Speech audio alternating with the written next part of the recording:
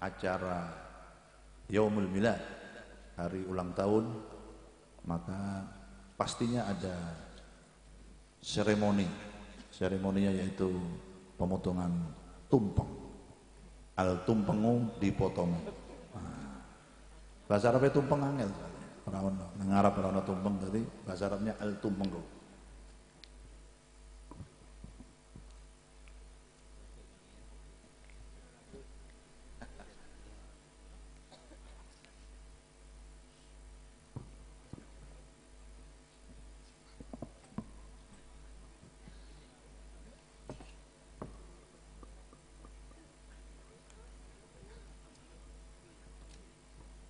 Pengumuman, pengumuman. Saya rada angel ngomong ngadepi mic, soalnya hampir 2 tahun nggak megang mic. Ada satu pengumuman yang menggembirakan, pengumuman yang sangat membahagiakan, yaitu Gus Irfan baru saja istrinya telah melahirkan. Tadi ketika saya datang, pertama kali saya nyampe, saya istirahat di rumahnya Mas Agus, Mas Bagus. Saya istirahat di situ. Gus Irfan tuh datang ke saya minta doa air. Katanya istrinya sudah proses mau melahirkan. Terus tadi saya doakan, alhamdulillah malam hari ini lahir dengan selamat. Dengan jenis kelamin al-weda'u. Lahir perempuan. Lahir dengan selamat, anaknya lahir dengan selamat, istrinya juga alhamdulillah selamat. Mudah-mudahan putrinya dijadikan putri yang solehah, dijadikan putri yang bisa mencontoh akhlaknya Fatimatus Zahra Al-Batul binti Sayyidina Rasul, putri Nabi Muhammad sallallahu alaihi wasallam. Allahumma amin. Semoga proses kelahiran ini Allahumma nular. Bagi yang belum memiliki keturunan, semoga istrinya cepat-cepat hamil. Allahumma. Dan yang belum nikah, mudah-mudahan segera menikah. Tapi kalau saran saya, nikahnya nanti setelah corona berakhir aja. Soalnya kalau nikahnya sekarang dengan resepsinya cuma dibatasi 30 orang. Orang iso rame, ya. Makanya semoga berkah maulid ini, semoga sering, ini akhir-akhir ini sudah dimulai majlis-majlis sholawat sudah dimulai kembali, mudah-mudahan. Saya kalau setiap hari itu doanya kepada Allah begini, saya minta, ya Allah ya Rabb, berkat kecintaan nabimu kepada umatnya, semoga corona ini segera dihilangkan. Berkat kecintaan Nabi Muhammad terhadap umatnya, mudah-mudahan pandemi ini segera dihilangkan oleh Allah Subhanahu. Dan siapapun yang menginginkan pandemi ini terus berjalan, semoga segera diambil oleh Allah Subhanahu. Ya, betul tak? Saya tidak berdoa jelek, tapi berdoa baik untuk umat Nabi Muhammad. Saya kesian kepada umatnya Nabi Muhammad yang selama ini bekerja dengan santai, iki susah kerjanya. Apanya? WFH, work from home, bahasa Inggrisnya. Bekerja dari rumah. Sing sekolah nggak bisa sekolah. Pakainya sekolah via Zoom. Boh sekolah tenan orang ngerti. Yang di pondok pesantren serba susah, yang bekerja serba susah, yang mencari ilmu serba susah, majelis sholawat sementara ditutup, majelis zikir sementara ditutup. Susah semua. Jadi saya berdoa itu karena itu. Saya karena kesian sama umatnya Nabi Muhammad yang selama ini bisa bersilaturahmi dengan Nabi Muhammad. Kenapa saya bilang bersilaturahmi? Karena ajang maulid seperti ini adalah ajang untuk silaturahminya umat dengan Nabi Muhammad SAW. Nah, iya. Ini ajang karena kita ini hidup di zaman setelah Nabi Muhammad meninggal dunia. Kita ini hidup setelah zaman 400 atau 1500 tahun setelah Rasulullah kapundhut. Setelah Rasulullah dimakamkan di kota Madinah. Jadi kita nggak pernah dengar suaranya Nabi. Kita ini nggak pernah melihat ketampanan wajahnya Nabi. Kita ini belum pernah mencium bau wangi tubuhnya Nabi. Kita belum pernah melihat gagahnya jasadnya Nabi. Jadi kalau kita mau silaturahmi sama Nabi gimana? Apa mana umroh ditutup. Arab ziarah nang Mekah Madinah ora ento. Syaratnya kudu vaksin. Setelah vaksin masih ada vaksin booster lagi. Suntik mana? Oke suntik terus. Biayanya 2 kali lipat. Susah sekarang. Nggo tuku pulsa wae angel zamane umroh. Ya. Jadi menurut saya salah satu caranya Umat yang jauh ini posisinya lokasi kita dari Nabi Muhammad, dari pemakaman Nabi Muhammad, dari Mekkah, dari Madinah, nang Kebumen ini pirang ewu kilo, beribu-ribu kilometer. Satu-satunya sarana yang menurut saya ajang silaturahmi kita agar bisa berkomunikasi dengan Nabi Muhammad adalah dibacakan riwayat Nabi Muhammad SAW. Seperti halnya malam hari ini. Dari awal kita duduk di tempat ini kita baca ya Rabbi sholli ala Muhammad ya Rabbi sholli alaihi wasallim. Terus kita baca salam pada Nabi Muhammad. Assalamu alaik zainal anbiya. Kita minta syafaat pada Nabi Muhammad. Isfa'alana lana. Kita dari awal sampai akhir nanti kita di sini muji Nabi Muhammad SAW. Pertanyaannya, Nabi Muhammad dengar atau tidak? Oh, Nabi Muhammad dimakamkan nang Madinah. Nang Madinah mriku Kanjeng Nabi Muhammad. Wa tebih saking Kebumen. Al-ba'idun wal adahu. Jaraknya jauh. Naik pesawat butuh waktu 9 jam. Nah, kula teng mriki, Beb, napa mulai saya nang ngisor mau ibu-ibu ora wani ngetokke swara. Wis swarane alon, apa Kanjeng Nabi mireng karo wonten kula, Beb? Ya denger. Nabi Muhammad pasti mendengar suara kita. Saya berani ngomong begini, dalilin apa, Beb? Ada. Nabi Muhammad pernah ngantikan ana indaman shalla alayya. Kata Kanjeng Nabi, saya akan selalu berhadap-hadapan dengan orang yang membacakan selawat kepada diri. Jadi pada hakikatnya malam hari ini jenengan ini berada di hadapannya Nabi Muhammad SAW. Bukan saya, bukan berarti saya menyamakan yang di atas panggung Nabi Muhammad, bukan. Karena Nabi Muhammad ana indaman shalla alayya. Saya akan selalu memandang, saya akan selalu berhadapan dengan orang sing mau sholawat kangge Kanjeng Nabi Muhammad SAW. Sholawat model apa? Terserah. Yang penting muji Kanjeng Nabi. Dikatakan oleh para ulama, muji Nabi Muhammad setinggi langit itu nggak apa-apa, nggak bid'ah, nggak syirik. Yang dilarang sama Nabi Muhammad, muji Nabi Muhammad sebagaimana umat Nasrani menganggap Nabi Isa sebagai putranya Allah Subhanahu Wa Taala. Itu yang dilarang. Selain itu sah-sah saja muji Nabi Muhammad. Anta Samsun, anta Badrun, anta Nurun, fauqa nuri, ora apa-apa. Nabi Muhammad diibaratkan seperti sinar matahari terangnya, seperti rembulan bulan purnama, seperti apa? Boy, monggo Nabi Muhammad mesem. Nabi Muhammad tersenyum. Yang dilarang oleh Nabi, jangan pernah memuji Nabi sebagaimana kaum Bani Israel menganggap Nabi Isa adalah putra Tuhan. Itu aja yang dilarang. Buktinya apa? Buktinya dulu ada salah satu orang namanya Hasan bin Thabit. Siapa namanya? Hasan bin Thabit. Tutu Hasan Dorbuka itu tuh. Jenenge meh padha. Hasan, namanya Hasan bin Thabit. Hasan bin Thabit ini sebelum masuk Islam dia orang terkenal yang paling pinter bikin syair. Wong sing paling pinter bikin puisi-puisi. Jadi wong Arab dulu kalau ingin mempermalukan orang lain bayar Hasan bin Thabit. San Itu Hasan kowe itu tuh. Jadi Hasan bin Thabit dipanggil, "San, aku rak seneng karo wong kuwi. Keluarga itu saya nggak suka. Tolong ini saya ada uang 1 juta, bikinkan syair yang menghina orang itu supaya orang itu malu nanti. Saya akan bawa syair itu di depan orang untuk orang itu." Dibikin sama Hasan bin Thabit. Bikin. Setiap karangan Hasan bin Thabit pasti langsung mengena kepada orang itu. Saking hebatnya otaknya, dia brilian, ahli bikin puisi. Satu waktu Abu Jahal dan Abu Lahab dan kawan-kawannya itu berencana membuat syair minta kepada Hasan bin Thabit untuk bikin syair menghina Nabi Muhammad. Karena sudah kehilangan cara.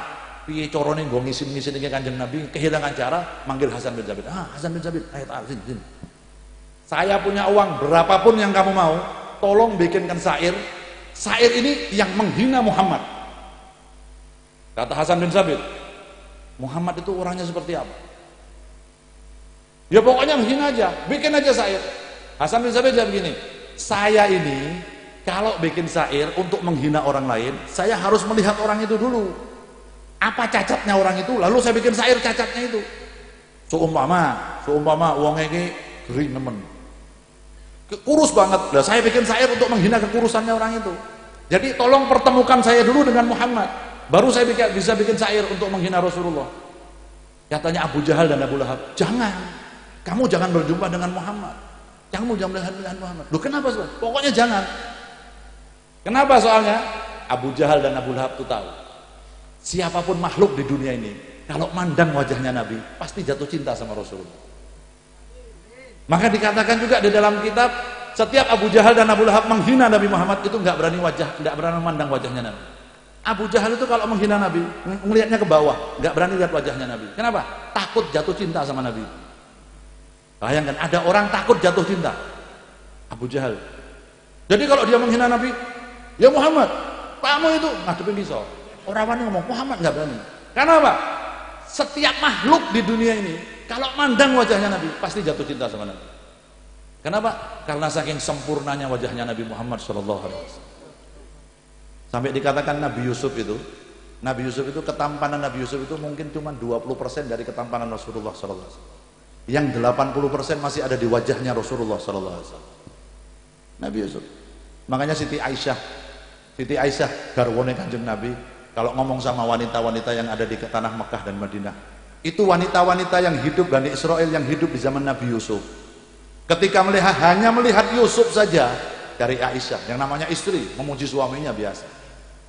Itu wanita-wanita yang di zaman Nabi Yusuf itu, dia hanya memandang wajahnya Nabi Yusuf, dia tidak sadar karena ketampanan Nabi Yusuf, dia memotong-motong tangannya, nggak berasa sampai tangan yang terputus gara-gara memandang ketampanan Nabiullah Yusuf alaihissalam.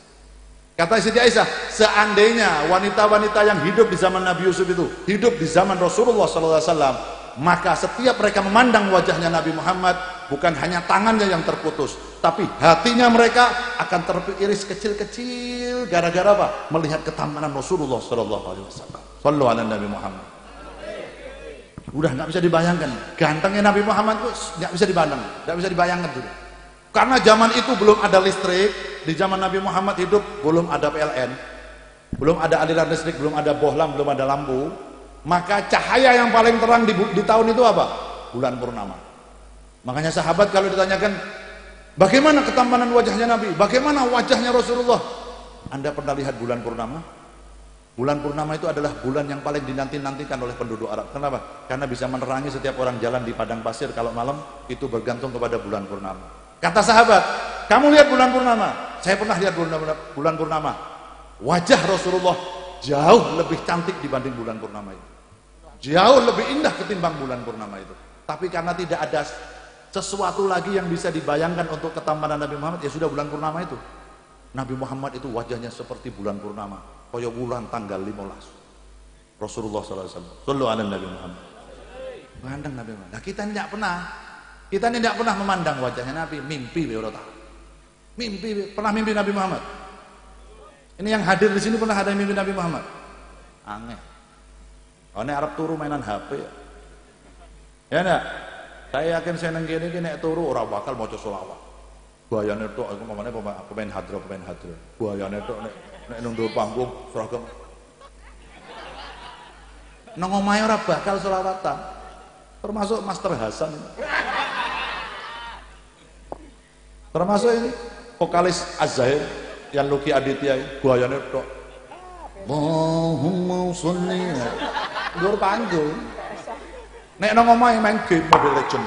Sebagai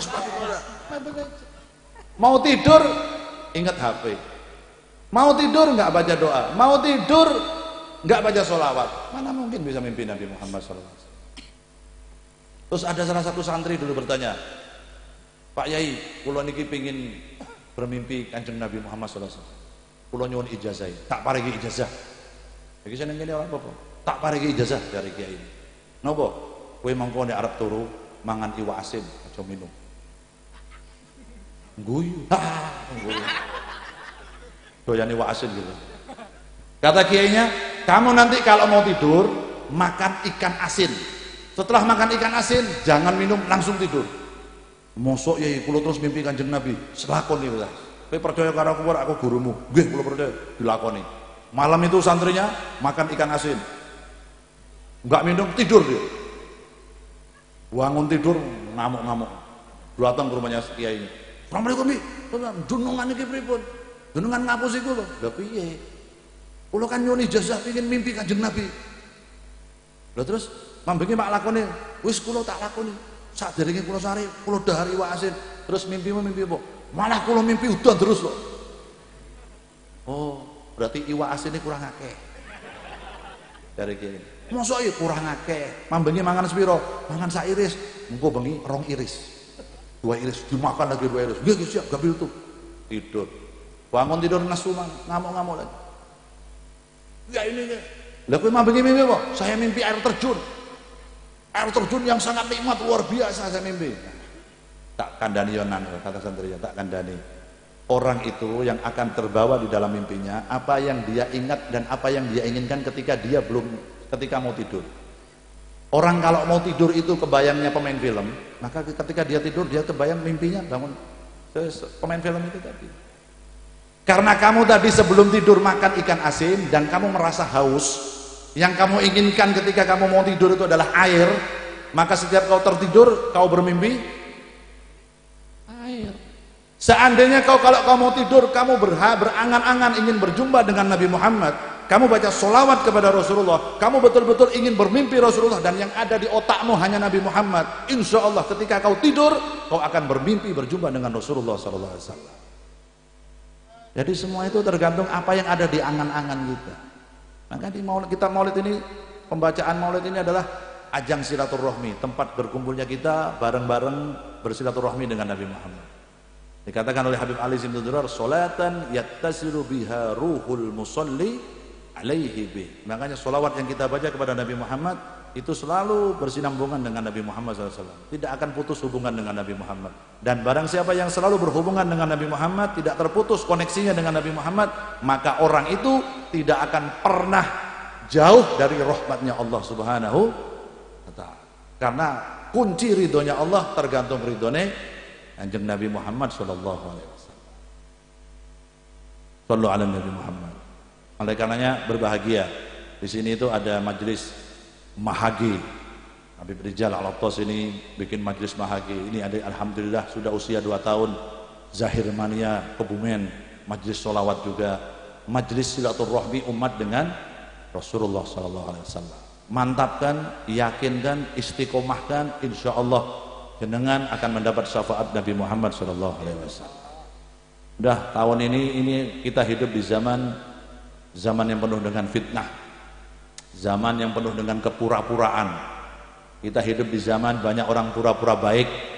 Kita hidup di zaman banyak orang yang pura-pura alim, pura-pura pinter, pura-pura paling mulia. Ini zaman. Makanya hati-hati.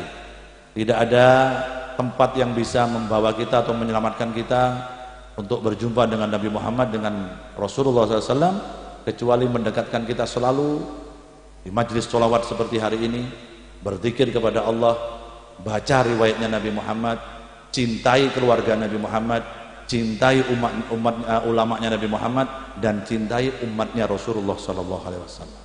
Insya Allah kita diselamatkan oleh Allah Subhanahu Wa Taala. Makanya di syairnya Az-Zahir itu saya bikin syair itu kan, zaman iki zaman wis bubrah, bener salah ora pati genah, rapati genah, barang bener dikondo salah, barang salah jarine lumrah.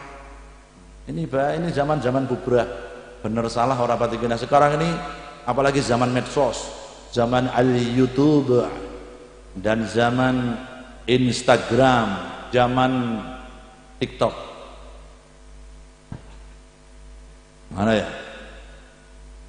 Zaman seperti itu sekarang banyak fitnah melanda di mana-mana. Banyak habaib dengan habaib dibenturkan, habaib dengan kiai dibenturkan, kiai dengan kiai dibenturkan, orang NU dengan orang NU dibenturkan, orang NU dengan non NU dibenturkan, ulama dengan santrinya dibenturkan, rakyat dengan pemerintah dibenturkan, terus ada aja. Lah orang-orang yang awam yang percaya sama YouTube langsung ikut, oh orang bener, oh aku Habibku ngene, oh yo kiaiku ngene. Astagfirullah. Hati-hati. Kalau saya berpesan khususan kepada Zahir Mania, jangan sering-sering nonton YouTube kecuali yang bermanfaat. Dah kalau ada yang ngerasa nih nyuruh kita benci kepada orang lain, jangan diikuti, bahaya. Kecuali jenengan buka YouTube yang isinya pengajian yang baik-baik saja. Buka YouTube-nya Habib Umar bin Hafid, buka YouTube-nya Gus Baha, buka YouTube-nya Habib Lutfi bin Yahya, buka YouTube-nya Az-Zahir.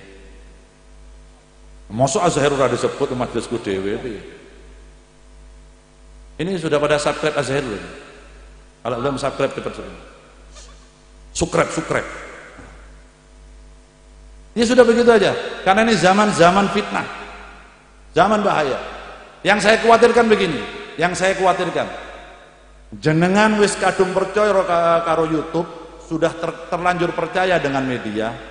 Yang tadinya di hati panjenengan tidak ada kebencian terhadap habaib, tidak ada kebencian terhadap kiai, tidak ada kebencian terhadap ulama, tahu-tahu di hati kita ada setitik kebencian terhadap ulama. Ketika kebencian itu ada di dalam hati kita, malaikat datang menjemput kita. Jadi kita meninggal dalam keadaan hasud, iri, dengki kepada umatnya Nabi Muhammad SAW. Na'udzubillahi min, hindari. Kita harus berusaha menyelamatkan diri kita, istri kita, keluarga kita, anak-anak kita, sanak famili kita, agar tidak ikut apa? Tidak ikut-ikut dalam dunia yang medsos yang tidak ada kejelasan. Ojo maneh saiki sing ngomong-ngomong sing ora bener. Wong sekarang ceramahnya ulama aja dibuat fitnah. Penggalan ceramahnya Gus Baha dipotong, dikasih judulnya begini. Gus Baha menyerang ini. Padahal orang-orang Gus Baha nyerang kono nyerang ini.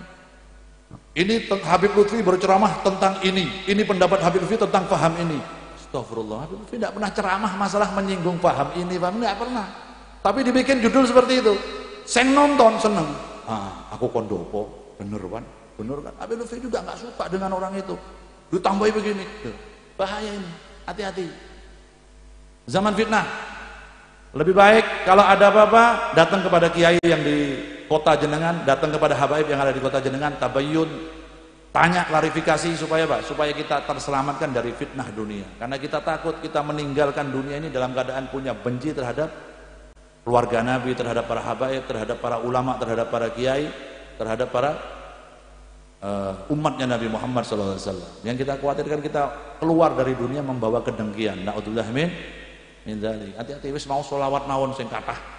Udah baca sholawat, karena satu-satunya amalan yang tidak mungkin tertolak oleh Allah adalah sholawat kepada Nabi Muhammad SAW. Sing liyane isi ono diterima, iso ditolak.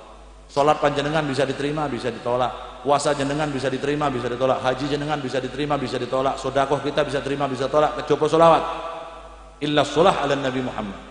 Kecuali sholawat. Makanya karena sudah pasti sholawat keterima, nek nganggur-nganggur di rumahnya, jangan hanya di majelis, di rumah, habis maghrib terutama. Ibu-ibu dan ayah, seorang ayah dan seorang ibu harus tegas di rumah. Bainal maghrib wal isya, matikan TV-nya. Walaupun anak kita nangis, nggak apa-apa. Lebih baik anak kita nangis di dunia daripada nangis di akhirat.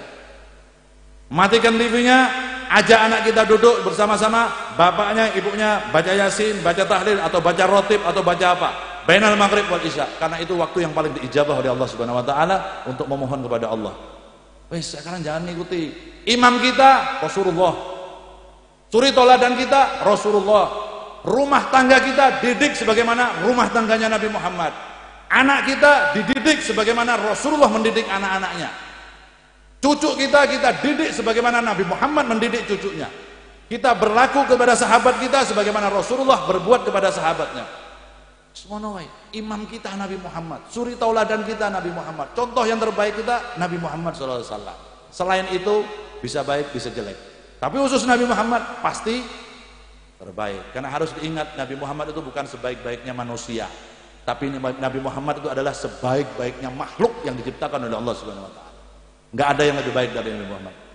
Malaikat-malaikat tidak ada yang sebaik Nabi Muhammad, jin-jin tidak ada yang sebaik Nabi Muhammad, manusia, rasul, nabi yang lain tidak ada yang sehebat Nabi Muhammad Sallallahu Alaihi Wasallam. Jadi nggak ada cacat Nabi Muhammad, nggak ada kekurangan, tidak punya kejelekan Nabi Muhammad SAW. Jadi yang patut ditiru baginda Rasulullah SAW. Makanya alhamdulillah kita berbahagia dengan banyaknya majelis sholawat di Indonesia, khususnya di Pulau Jawa. Semoga semakin bertambah kecintaan kepada Nabi Muhammad SAW. Dan ini markasnya Zahir Mania Kebumen pun ada 4 markas Zahir Mania Kebumen ono 4. Saya harus datang yang mana? Pertama di sini, yang kedua di mana? Podo dulu. Nanti saya jadikan satu aja. Jadi saya nggak mumet di sana. Aku seakan-akan duwe bojo 4 nang kepingin. Tekan kaya ngono. Kok amin ku ya aja ya, aja amin. Iki di live ini kurang ngomong rotowaku terus begini. Sallu ala Nabi Muhammad. Gus, ini acara berikutnya apa? Pemotongan tumpeng. Yang motong jenengan tuh, jangan saya. Nanti diberikan pada Habib Hasan, pada Habib Rizal. Aku bagian menghibur aja lah.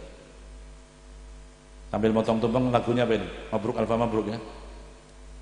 Iya, lagunya Mabruk Alfa Mabruk. Saiki kono wae sing nyanyi gantian. Ya. Iki grup hadro apa jenenge? Al Muhibbin. Dulluna qarihi sawa. Fadal, Mabruk Alfa Mabruk, ayo.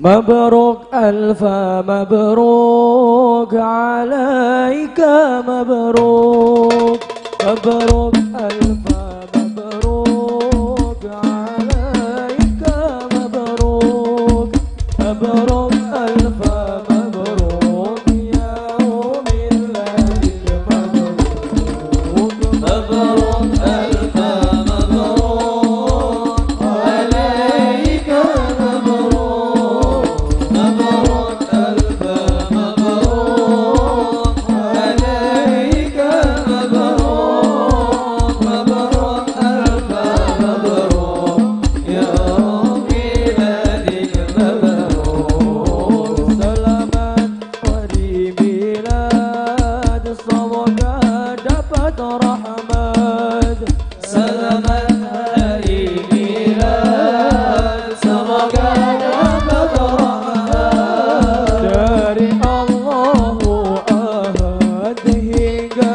hidup selamat mabruk alfa mabruk alaika mabruk mabruk alfa mabruk alaika mabruk mabruk alfa mabruk ya miladik mabruk selamat ulang tahun semoga berkah turun selamat ulang tahun semoga berkah turun dari Allah berkabut sehingga hidup berukun mabruk alfa mabruk alaika mabruk mabruk alfa